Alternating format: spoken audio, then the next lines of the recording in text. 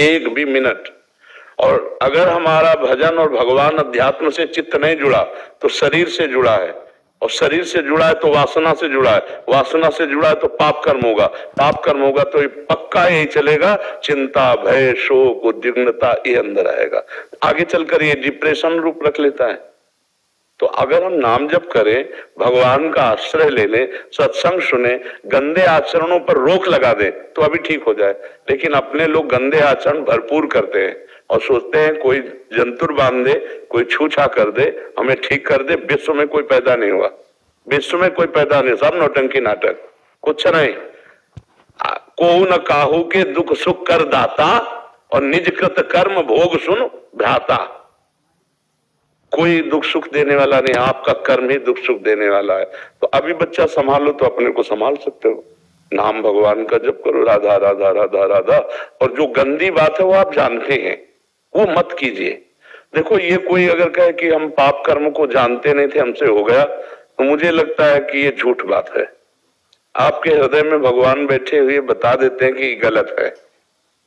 डर तभी लगता है जब गलत होता है, भय चिंता अनिष्ट की आशंका तभी होती जब पाप बन जाता है।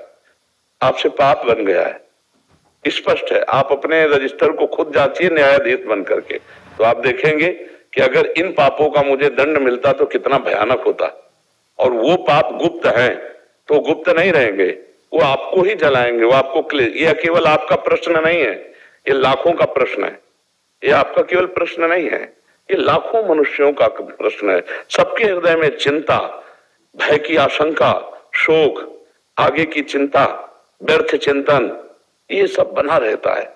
इसी को मिटाने के लिए अध्यात्म है, बहुत प्रसन्नता हो जाएगी।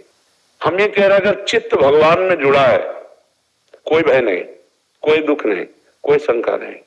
और चित्त भगवान से नहीं जुड़ा है तो करोड़ों रुपया जमा कर लो, सब व्यवस्था कर लो, फिर भी चिंता भय शोक इससे मुक्त नहीं हो सकती, क्योंकि मृत्यु आने वाली। सबसे भयावह दृश्य जो है कि जो कुछ हमने समेटा, इतनी मेहनत से कमाया, घर मकान दुकान पुत्र पति सब परिवार सब, वो एक मिनट में छुटा देगी मृत्यु और आपको अकेला जाना है। वो भय कैसे मिटेगा? और छोटे मोटे भय तो है ही, और भय और अनिष्ट, जब मेरे इतने बड़े स्वामी प्रभु तो अनिष्ट कौन है? सब पैदा हो गया जो अनिष्ट कर सकता है। अगर मेरे प्रभु का विधान है तो होके रहेगा, तो चिंतन ठीक हो जाएगा यदि भगवान की शरण में होकर नाम जप करोगे। पर ये जरूर है कि पाप कर्म करोगे तो हमारी बात पर चल नहीं सकते आप, हमारी बात को समझ नहीं सकते आप। और अगर सही ढंग से चलोगे तो बिल्कुल मस्ती छा जाएगी। इतने बड़े प्रीतम भगवान हैं हमारे, हमारा कौन अनिष्ट कर सकता है? हम क्यों चिंता करें? जो इतने बड़े स्वामी हमारे हैं तो हम चिंता क्यों करें? तो आपका भगवान